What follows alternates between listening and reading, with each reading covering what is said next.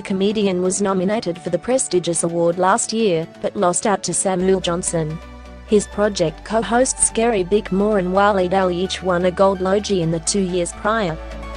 Voting is now open for this year's Logie Awards, but in a Q+A with news.com.au to promote his new stand-up show, Big Boy Pants, Helliar said that, if he were to actually be nominated, and go on to win this year, it would win a comedic narrative.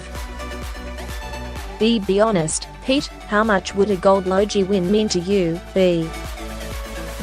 I'm just tearing up at the thought of it, laughs. It's just an honor to be on the long list of people who could be nominated. I think it's got Wilkinson written all over it, to be honest. I hope Lisa wins it. I think she deserves it, and I was genuinely surprised she wasn't nominated last year. Also, if he doesn't win, it serves a comedian narrative that we have picked up on. Obviously I was in a position where my two colleagues had won the 2 last Gold Logies. As a comedian, it was just too much of a gold mine not to have some fun with that, and to continue to have some fun. If I were to win one, it would take some of that fun away. Did you have an acceptance speech written in case you did win the Gold Logie last year? I had some points, but it wasn't written down. It dawned on me the day leading into it that, if I did win it, it needed to be funny. I couldn't just get up and be too sincere about the whole thing. I had a few zingers that I was looking forward to getting out if the time came, but they're in ashes now. You mentioned Lisa Wilkinson just before. How did you find out that she was joining the project team? I got a call from Beverly McGarvey, Network 10's chief content officer, saying that Lisa was joining the project when I was at home, and I was thrilled. My wife was in the bath and I ran in and said, "Lisa is joining the project." Lisa and I exchanged text messages not long after, but before she started we were both in Hawaii, and we caught up. It was really lovely to spend some time with her and bring her up to speed with how the day-to-day of the project works. You've had some amazing guests on the project in the last few years. Who would be your favorite? Last year my dad gave me a gift, where he had taken photos off the TV screen of me on camera with different people. He wanted to make sure I was documenting the people I met. He got a few names wrong though. I think he had Matt Damon down as Alec Baldwin.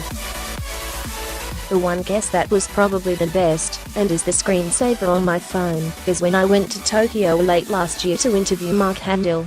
That was a standout. Is there a guest you've had on the project that stands out as the worst? We're pretty lucky. Our biggest weapon is our live audience. When they get to us and see our audience, they come to life and they know they can't cheat, and they have to bring it. Often if you're a performer, you rise to that. Amy Schumer was brilliant on our show, absolutely came to life, she smashed it, and then we started hearing that other news outlets had trouble with her. Do you have a pre-show ritual that you do every night before the project? I usually always say to the other hosts as late as I can just before the cameras go on, "It's just TV, but good luck everyone."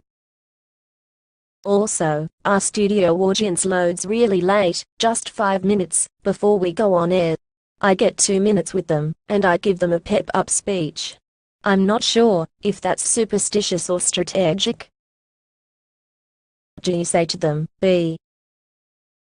I tell them that I already feel as if they are the greatest audience we've ever had, which is always awkward when there are people who have been in the audience before.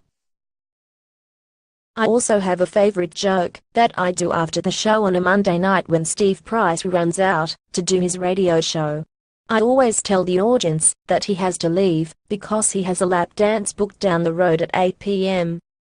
I always time it so Pricey is just out of the studio, so he can hear it, but he's running too late to do anything about it. You've been touring your new stand-up show, Big Boy Pants, at the Adelaide Fringe, and you're taking it to the Melbourne International Comedy Festival. What's it about? It's about taking responsibility. When I was trying to think about what to talk about in the show, and what to call it, I had just had a vasectomy, which is about taking responsibility. And also more and more people wanted to know my opinions on real issues because of my involvement with the project, kind of forgetting that I'm just a comedian that sits at the kids' end of the table. So they're the two main springboards for the show. B. Do you make any jokes about your project co-hosts in the stand-up show? B. Warped, Carrie and Lisa are all referenced. I've always resisted the temptation of being a comedian on TV, who just talks about being a comedian on TV. I do try to keep that separate. But this year there is a purpose, when I talk about how the project has affected my real life. The Lisa references, when I talk about paid parity, and the Waleed and Carrie references, when I talk about being live on air and they ask me a question that I'm not ready for, and the reaction that they might get from me. B. You've also just released your new children's book, Frankie Fish and the Great Wall of Chaos, after the first one was a big success. B. We couldn't have imagined how big they would be, and to see kids dressing up as the characters for book week, and sending their reviews in, and it becoming part of school curriculum in some instances. It's pretty staggering. You can check out Peter Helliar's tour dates for Big Boy Pants here.